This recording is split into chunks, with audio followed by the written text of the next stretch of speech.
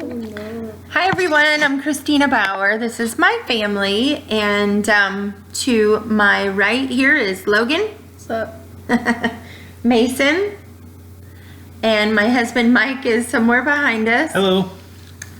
These guys are 9 and 11, and then we have a 14-year-old named Tucker who's at a friend's house, and our 16-year-old is somewhere in her teen room doing teen things. But we wanted to speak about congenital Lyme today and how it's affected our family, and maybe help some of you that might be struggling. The first advocates for Lyme were mothers. We all need to continue to help each other and lift each other up. So I'm hoping this video might help you guys in one way or another. Is infected, she can prevent children from getting Lyme congenitally. It is transmitted from mother to child in utero or through the birth process, so blood to blood. My goal is to help families help themselves better. There are over 75 peer-reviewed publications showing strong evidence for congenital Lyme infection. There are pathology reports of stillborn children describing Lyme infection in many different organs. It can cause birth defects, immune deficiency, and many other complications. I just wanted to kind of describe a couple of things that we have addressed in our family of how it's manifested in our kids.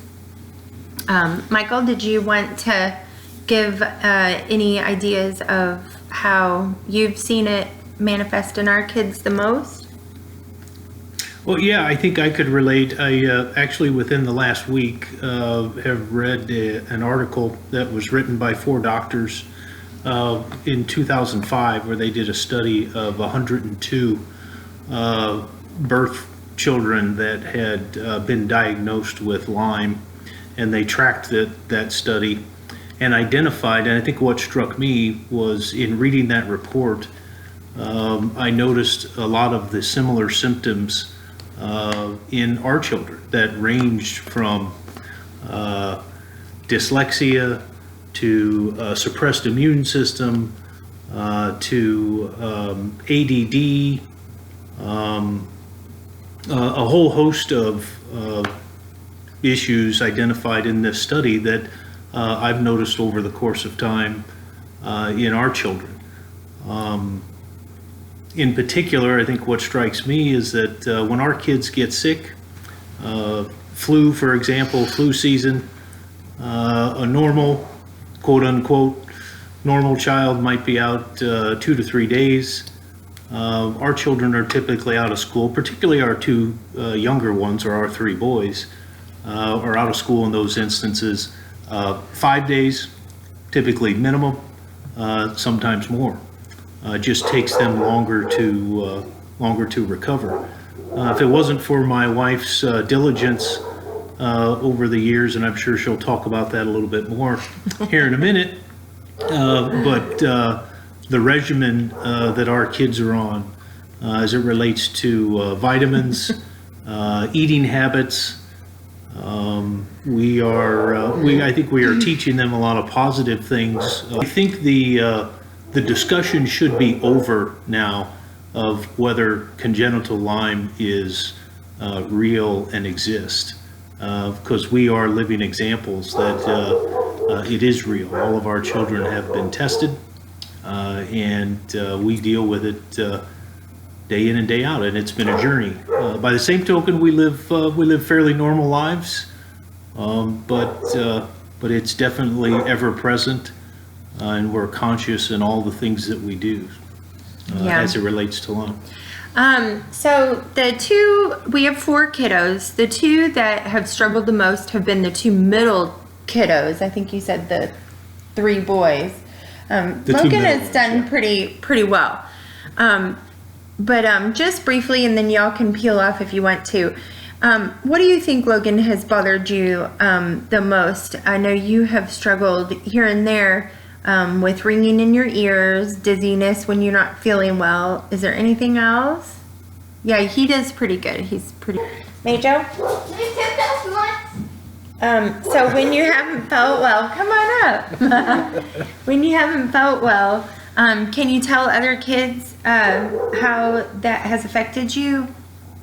Dizzy, aches, Where do you ache at mostly when you're not feeling well? thighs, Just thighs, just like me. Yeah. headaches. Your throat's really been an issue over the last few years. Yeah. So Mason has really, the biggest thing is the immunosuppressive part from a mother's perspective. Because any virus or bacteria that comes around, twice a year, other years have been better for us. This flu season hit our home really hard with, not necessarily with just the, flu, but viruses float around, and Mason and Tucker, our two middle boys, have missed the most school, bouncing from week to week, whether they're missing a week or a week and a half of school, and then they go back for a week or two, and then boom, they're home again. So with Mason, it's more been strep and Lyme that's been his biggest issue. So we're getting another evaluation for a tonsillectomy to see if that might help. But what's some of the things you've done to help yourself heal? Homeopathy. Homeopathy, and we are big fans of electrodermal screening tests. It's frequency based, so it's not like we have to continue to poke them with needles in order to monitor their progress. So what else? Homeopathy has been the biggest part of your healing. How about antibiotic? Foot bath. What about antibiotics? Antibiotics. Yeah, he's been on antibiotics for over a year, on and off for 2. He did a couple rounds of ozonated IVs. No, those 3. Ionic foot bath, you said. So when you wake up, what do you do? Well, go to take my probiotic glutathione, get dressed, brush my teeth, brush my hair, put my shoes on. You take 15 minutes break between eating and doing the homeopathy. So he takes his vitamins with his food, and then we wait 15 minutes and does homeopathy. At the end of the day, then it's more homeo. But this year he spent a lot more time in the nurse's office than we'd have liked. Handle on it, and we're gonna keep monitoring how he's doing. And I took his IGeneX blood work into school without them questioning. I just always want to be super upfront with what we're dealing with together, and invite the school in to learn with us as we help Mason heal and have a positive school experience. And she's been super great. The school's been very supportive, helping him get what he needs. Some days he's in and out of the nurse's office 2 and 3 different times. He has bisalts that he keeps there for when he gets dizzy. At home, when he's dizzy, we'll do bisalts and suck on some oxygen.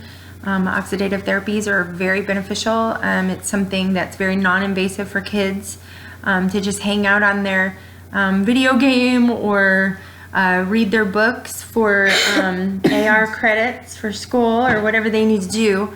IXL, a lot of their work these days are on the iPad or what have you. And it usually goes away. It usually works pretty well. I've learned so much from the integrative doctors that have been so kind to help our kids. We reach out to all of you families that don't have that, and we're really praying and pushing for change to be made in that regard, because all kids need to have that right to live their lives in the healthiest, fullest way they can. Do you want? I can pinpoint it for 30 years. So I've been treating after that 30 years. I got diagnosed when I turned 40. I got it when I was 8 or 9, and I did okay here and there, but my bottom would fall out. I'd struggle with strep, mono, pretty often in high school especially. People around me, I was pretty athletic all my life when I wasn't sick. So people just don't understand. You look totally normal.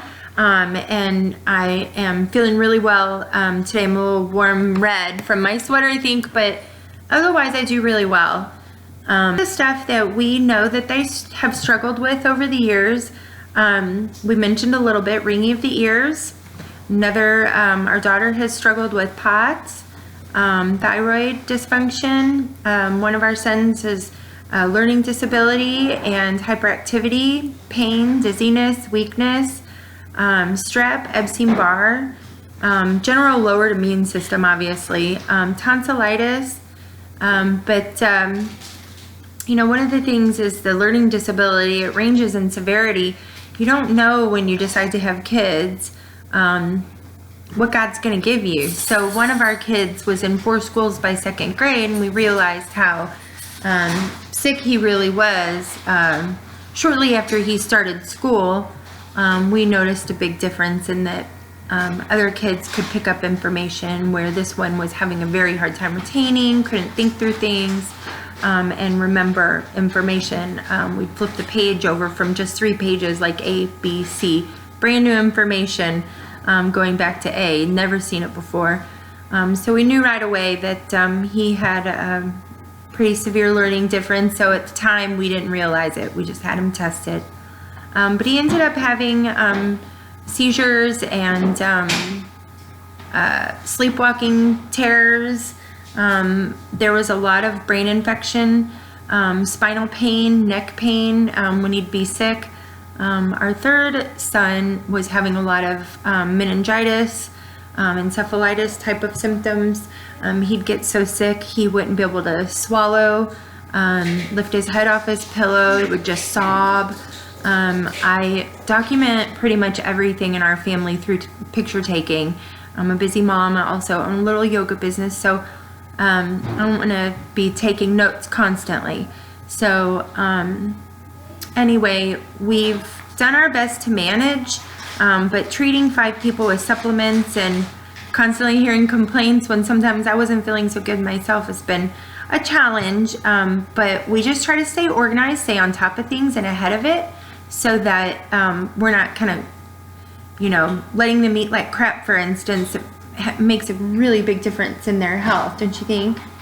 Yeah, absolutely. I think the kids eat pretty great. I make lunches every day for school for the 2 young guys, and they're gluten free.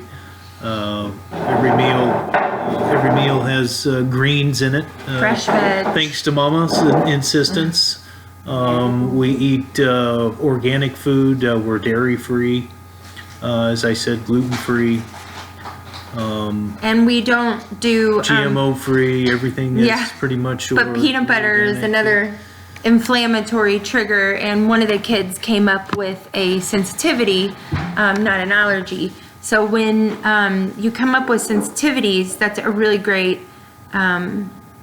alert to listen to, just to make a little adjustment in the diet.